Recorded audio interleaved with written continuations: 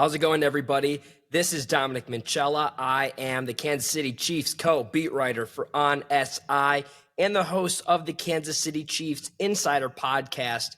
Thank you guys so much for stopping in today. As the recording and publishing of this podcast, the Kansas City Chiefs will be taking on the Jacksonville Jaguars in Week 5, Monday Night Football showdown on the road at Everbank Stadium. The Kansas City Chiefs will carry in a 2-2 record, erasing an 0-2 start with 2 straight wins over the New York Giants and the Baltimore Ravens. But they are opposing a Jacksonville team that holds a 3-1 overall record and has home field advantage. Additionally, today's podcast, before kickoff, we have an update of the injury report that got released late Sunday night that will kind of be a determination of whether or not what to expect from the Kansas City Chiefs, both defensively and offensively. So without further ado, we're going to break down the injury report and how it could potentially benefit or hinder the Kansas City Chiefs. First off, Kristian Fulton, cornerback. If I do look down, it's just because I'm looking at my notes. I apologize. Cornerback, he still has an ankle injury listed on his injury report status. He had a limited practice from Thursday to Saturday. His status is questionable. Now, thus far, Kristian Fulton, a cornerback who was brought in with a lot of hope that he would be able to really help the defense. Paid him very healthily. I think that it is very, very important at some point down the line that Kristian Fulton gets his way into Kansas City's offense or defensive game plan. However, thus far from what we've seen, he has yet to really live up to his paycheck, and he has been injured, whether that be the knee injury and now listed with an ankle injury.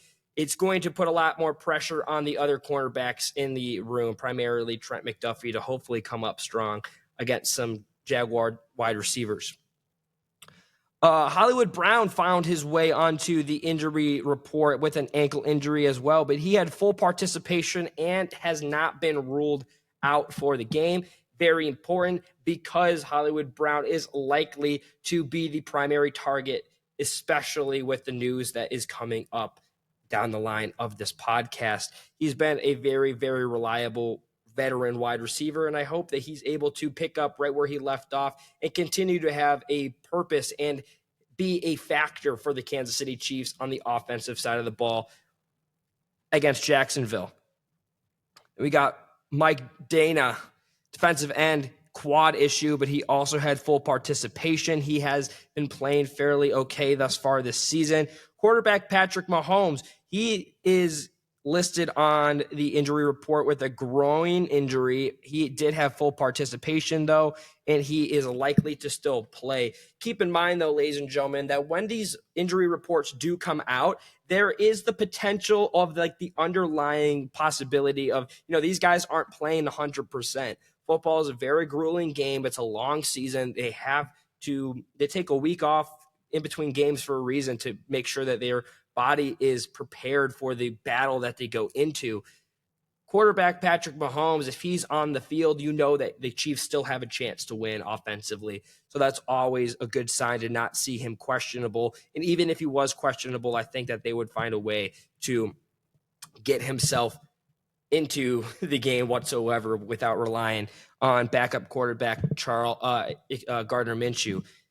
I said Charles because Omenihu, a defensive end, ankle, full participation. He should be likely to play. Juju Smith-Schuster, a knee injury, also full participation. Got to keep an eye on, especially the lower half of the body for some of these guys.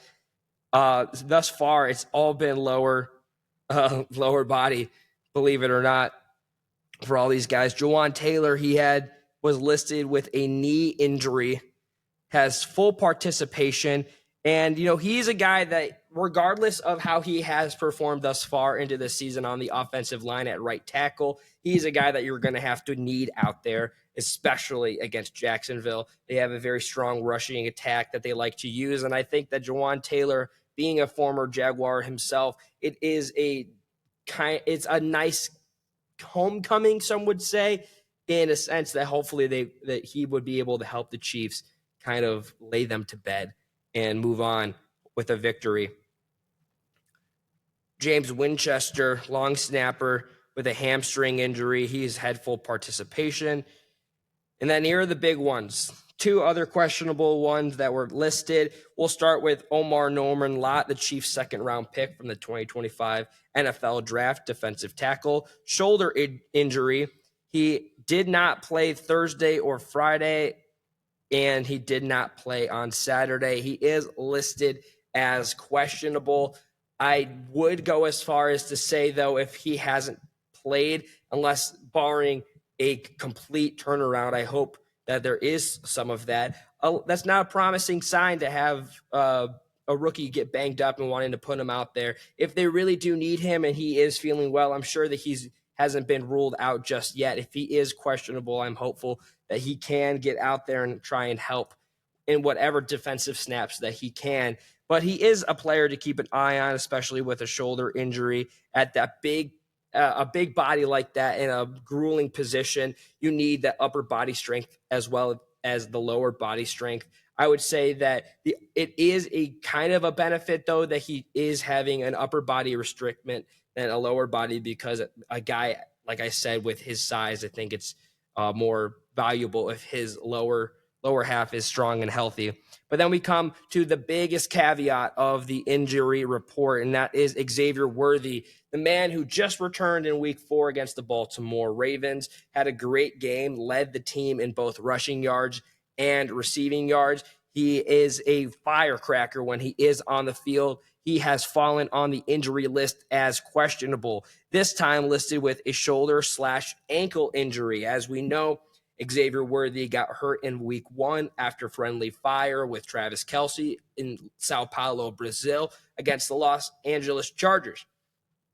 It is a offensive front and an offensive game plan that without Rashee Rice and without Xavier Worthy, there's not a whole lot of confidence that I feel that Chiefs Kingdom can really have. They're still a very good team, that Kansas City Chiefs are, but without some speed threats like that, and if he does fall off again, you saw how the offense was in week 4 against Baltimore. They scored the most points thus far of the season with 37, and it was strongly coming from Xavier Worthy and Patrick Mahomes working together. His speed is killer, and if he's not able to be out on the field, it could pose a potential issue.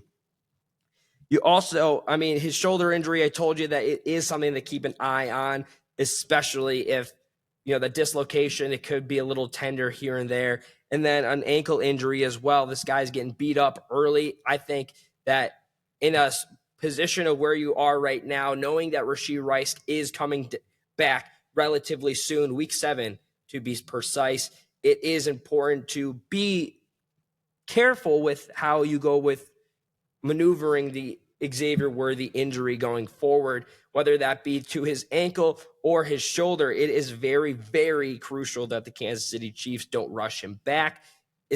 I know that he is a firecracker, like I said, and he is a playmaker out there on the field. He makes the offense look 10 times better when he is out there. But if there is some concern that he has physically, or if it's the medical staff or head coach Andy Reid, I would suggest, if I had any say in anything of this franchise, that it is important to keep him as healthy as possible, with the hopes of making a deep run throughout the regular season, as well as fighting for a playoff spot. You don't want to rush him back if he's going to be prolongedly hurt, if that's a possibility. But with that, ladies and gentlemen, that is the updated injury report for the Kansas City Chiefs. Be sure you follow me over on X at Dom Minchella. I post and repost every single day. You're not going to want to miss any coverage of the Kansas City Chiefs while we get into week 5, as well as the regular season that follows. You can also follow us over at KC Chiefs on SI over on X. Every single article gets posted there exclusively free, whether that be a column, an analysis, an opinion, a game prediction, social media reacts, podcasts, you name it. Kansas City Chiefs on SI is the best coverage and the best place to get your Kansas City Chiefs news. And with that, folks, be kind to one another, and I will see you tomorrow.